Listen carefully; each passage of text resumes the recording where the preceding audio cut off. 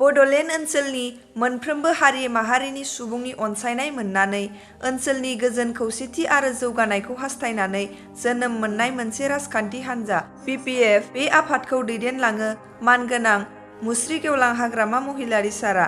बेनि गेजेराव जों 24 नं मुसलपुर समस्तिनि मानगोनां EM अनसुमै खुंगुर बर' सारनि दैदेननायाव मा जौगानाय लाबोदों फै जों मोनथिना लानि।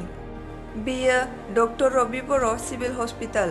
बेयाव गोबां जायगानि मानसिफ्रानो बेराम आजारनिफ्राय बारग'नो हादों। बे जाहैबाय मुसलपुर टाउन। बेनि गेजेरजों थांदों निकासि टु बरमा हाइवे।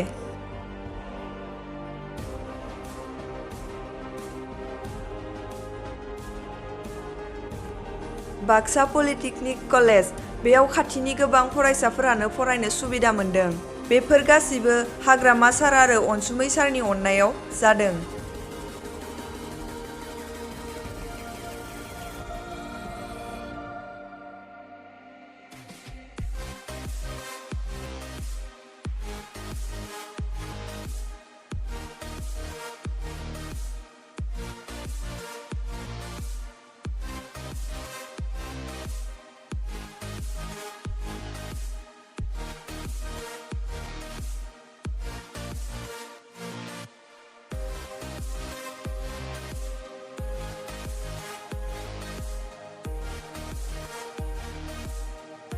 बेवहाय निउ मडेल डिग्री कलेजनि खामानिया सोलिगासिनो दङ। गासै बाजेट 12 कौटि।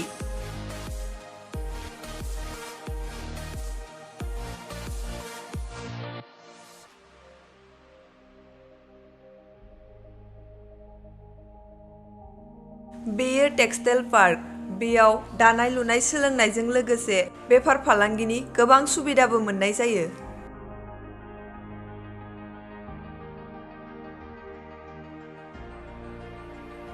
बेवहाय बेकारै थानाय सुबुंफ्रा खामानि मावनो थाखाय गोबां खाबु मोनदों।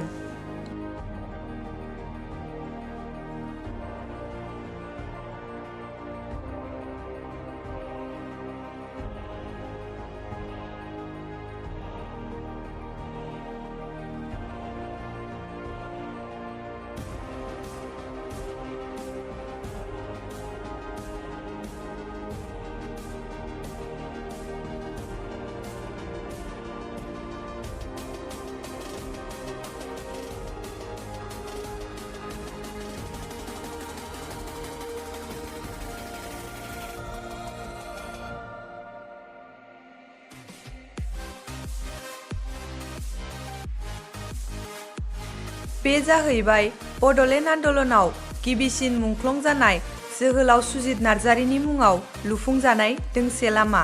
बे लामाया टिहु नाथकुसिनिफ्राय जागायनानै बरिमाखायाव जोबथाहैयो। बे लामाया गासै 30 किल'मिटार।